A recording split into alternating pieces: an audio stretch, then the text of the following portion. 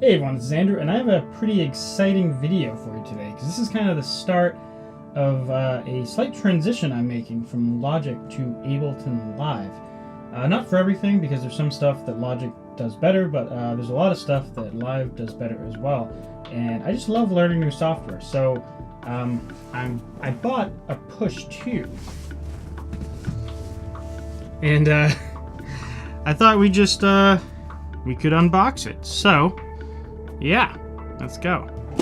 Alright, that's a little bit of a better angle. So, let me adjust my microphone. So I've mentioned this before, but I don't think it's obvious from video how obscenely small my studio is in. I spent a lot of effort learning how to vertically store things. You know, I have a 45U server rack that I used to store most of my synths and a lot of Eurorack gear, and then I have a 3-tier keyboard tray that I use, and I doubled up the amount of arms so I can store, 1, 2, 3, 4, 5, 6, 7 synthesizers on it. So vertical storage is very important in a small space, but it doesn't help with stuff like this. Oh, that's a nice box. That's some nice foam. Oh, I'm already happy with my purchase decision. So, if you don't know, Push it's a lot like the Machine, which I've had for about a year now, or Machina by Native Instruments. And the difference is that it integrates with Ableton Live. So this is like everything that I ever wanted Machina to be, but it actually is. I wanted a hardware controller that integrated with a music environment that was basically a DAW, so that I could have a hardware controller to do everything that I would do in my DAW. And Machina doesn't really integrate into Logic as nicely as you'd like it to. And the VST or AU plugin version doesn't either. Like it just doesn't work the way you'd want it to. So I did some research, and Push does exactly what I originally wanted Machina to do. So I've been on the Ableton Live trial for a bit now, for half a month, and I've been loving it. So I also got the Ableton Live 10 Suite with this purchase. So I think under here there is a booklet that they send you, and they give me a registration code. You got your USB cable. You got your power brick with your universal plug so that you can reach in here and pry out the US size.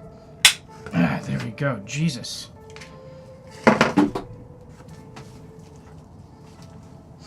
And looks like the rest of these are, whoa, I don't know what country that is, but that is a beefy plug. Yeah, the rest of these are just plugs for different countries, so I'll make sure to save those so that, I don't know, probably never need them again, but you never know when you're going to need to return things or sell things or move to another country, I guess. So, let's close this very nice yellow inside box. And, okay. Looks like I registered my Push with my Push activation card, and then it gives me Ableton Live 10 Suite, which is freaking great. I love only having to do one serial registration code thing. Alright. So post Andrew, cue the dramatic orchestral music.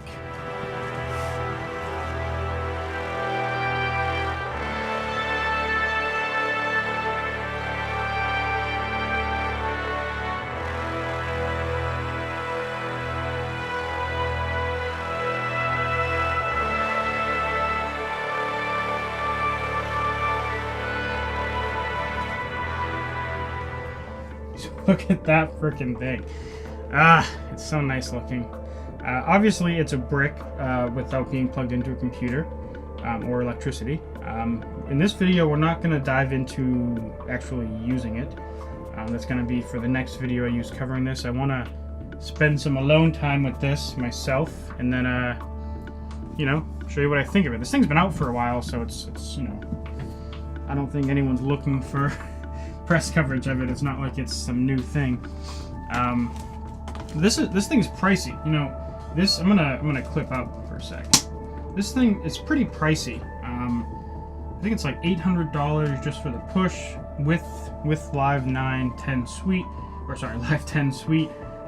It'll bring you about $1,300. I get it on Sweetwater. It was like $300 off, which is great because I guess Ableton said they weren't running a sale this year for Christmas, which is when I was planning on buying it. And Sweetwater ran a sale that was like 30% off, so I was like, well, it's probably not going to get much better than that if I wait like a year.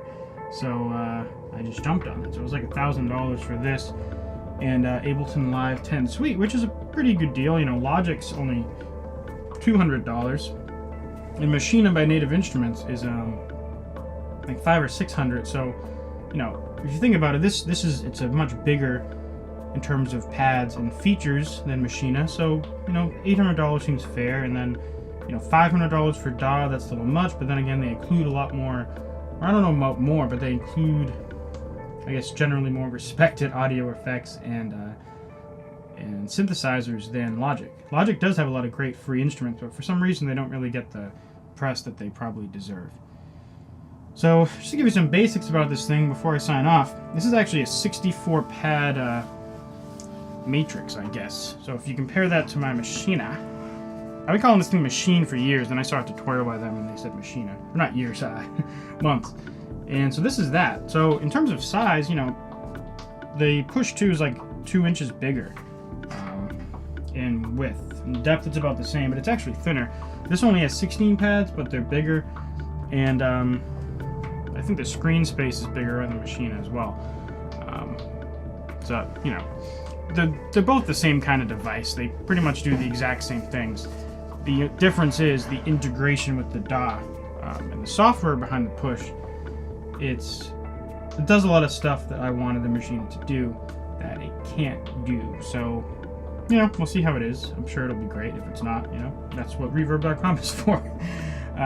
But yeah, thanks for watching this video. Look forward to more exciting videos on Ableton Live and Push 2 in the future. When I learn a new thing, I tend to share it because that helps me learn it better. So, yeah. Welcome to the ride. See you in the next video. Bye.